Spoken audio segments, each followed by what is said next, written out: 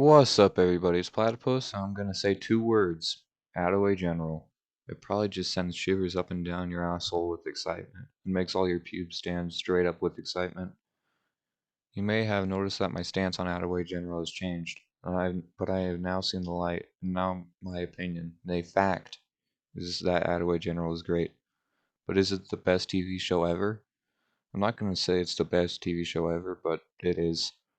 So put one hand on your cock, because we're going in. We start this one off nuts to butts action with a guy who shot himself in the fucking leg with an arrow. Then we get Jack, who is taking pictures of himself to jerk off to later. He then runs into one of our protagonists, and it seems like Jack and our patient know each other.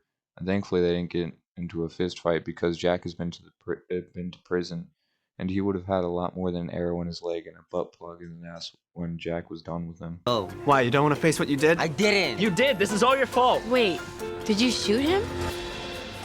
We're starting to learn how Jack got arrested, and I have speculated about this for years. Many philosophers don't get to see if their dreams and ideas are actually real, but in a couple moments I will see if mine are.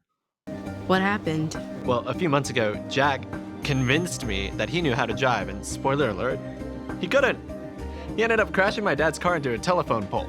Well, that was pretty fucking uninteresting. I thought it would be like something cool, like he played Fortnite without his parents' permission, but no, he crashed into a telephone pole. After that, the episode was pretty fucking boring, so I'm gonna give that a D tier.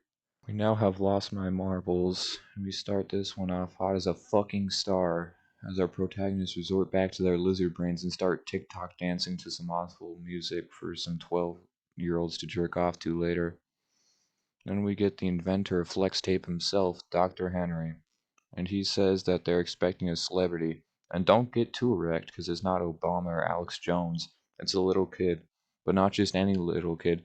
The Roman DuPont, master of all drug cartels south of the Mason-Dixon line, and his bodyguard grandfather. Other than that, the episode blows raw gaping ass, and it's really just boring from there until... That's right, baby, that dildo we shoved too far up his ass came back and bit him in his ass, figuratively speaking. We end episode 6 fully erect, wanting more. Just like a crack addict. I'm giving that a B tier because other than the beginning and the end, it was pretty uninteresting.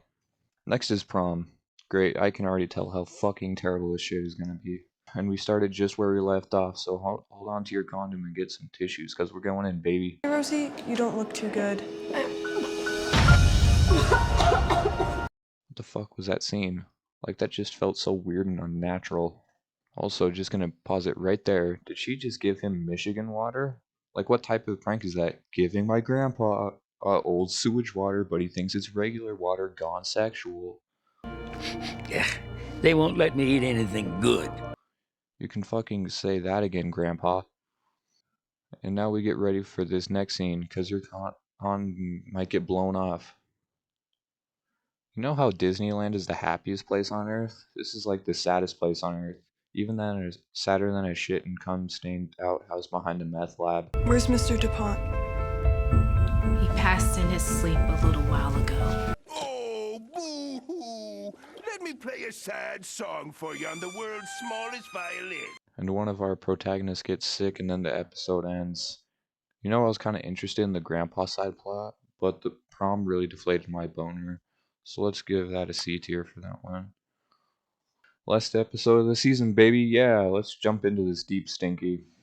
One of our protagonists forgot to eat her Flintstone vitamin and she's now sick. But don't worry, because Dr. Henry, the man who invented the vagina out of some Play-Doh and some toothpicks, is here. He's ready to tear some shit up.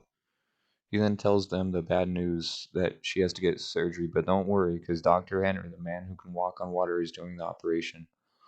Why the fuck is he wearing that?